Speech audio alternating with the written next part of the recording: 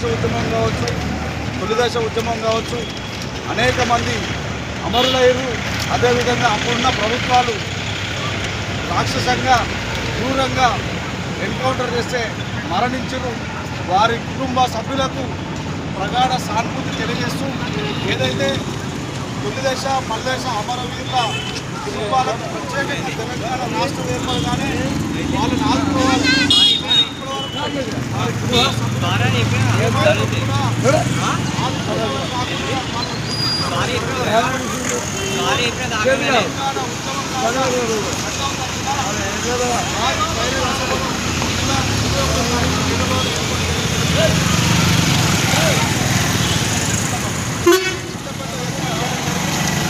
తెలంగాణ ఉద్యమకారులందరూ ప్రత్యేక తెలంగాణ ఉద్యమకారులందరూ వారికి ఏ పార్టీ అయినా కావచ్చు, అది టీఆర్ఎస్ అయినా కావచ్చు, బీజేపీ అయినా కావచ్చు, కాంగ్రెస్ అయినా కావచ్చు, ఎవరైనా కావచ్చు, తెలంగాణ ఉద్యమంలో పాల్గొన్న ప్రతి ఒక్కరూ ఆ రోజు కార్యక్రమానికి పాల్గొనాలి.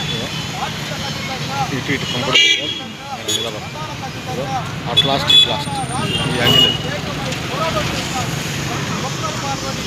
వారి సభగా వారి కార్యక్రమాన్ని పాల్గొంటే ప్రభుత్వానికి మన ఐక్యమత్యంలో మన చైతన్యంలో తెలుస్తుంది. కాబట్టి ఏదైతే డిమాండ్ మీరు చాలా రాసుకుంటాం, నేను ఇంకా మాత్రం చదవలేదు. కానీ ఎప్పుడైనా తెలంగాణ ఉద్యమకారులకు వారి కుటుంబంలో ఉద్యోగం ఇవ్వాలని చెప్పి, అదేవిధంగా అమరులైన వారి కుటుంబాన్ని ఎక్స్ప్రెస్ చేయాలని చెప్పి, వారికి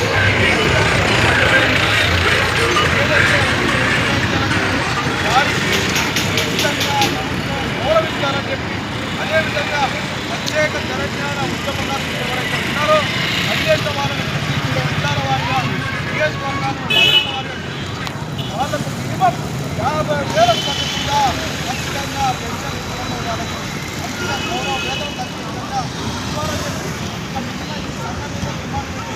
ఆ డిమాండ్ను న్యాయమైన విధంగా సభ సక్సెస్ కోసం అందరం ఇచ్చామని చెప్పి యావత్తుగా టీఆర్ఎస్ పార్టీ పక్షాన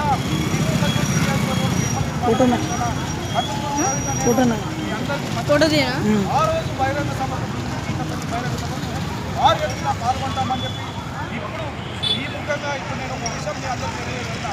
తెలంగాణ సాధించుకొని 12 సంవత్సరాలు అవుతున్నా కూడా ఇంకా ఆంధ్ర వలసవాదులు, ఆంధ్ర రాజకీయ నాయకులు ఇంకా విషయం తక్కువనే ఉన్నారు.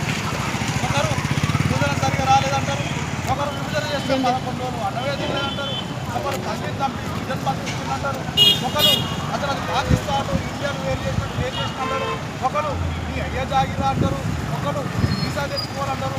మనం అన్ని సుఖంగా గమనించాలి. మనం అందరం ఒకటి కావాలి. ఎన్ని కుల సంఘాలున్నా, ఎన్ని ప్రజా సంఘాలున్నా, ఎన్ని రాజకీయ పార్టీలున్నా మన ఆస్తుల్లో మన ఆత్మగౌరవం తెలంగాణ. కాబట్టి తెలంగాణ ఈ అహంకార పూర్తి ఆంధ్ర వలసవాదులకే కాదు, మన ప్రాంతంలో ఉన్న దొరలు, భూస్వాములు, పెద్దదారుల మీద కూడా అణిచివేతకు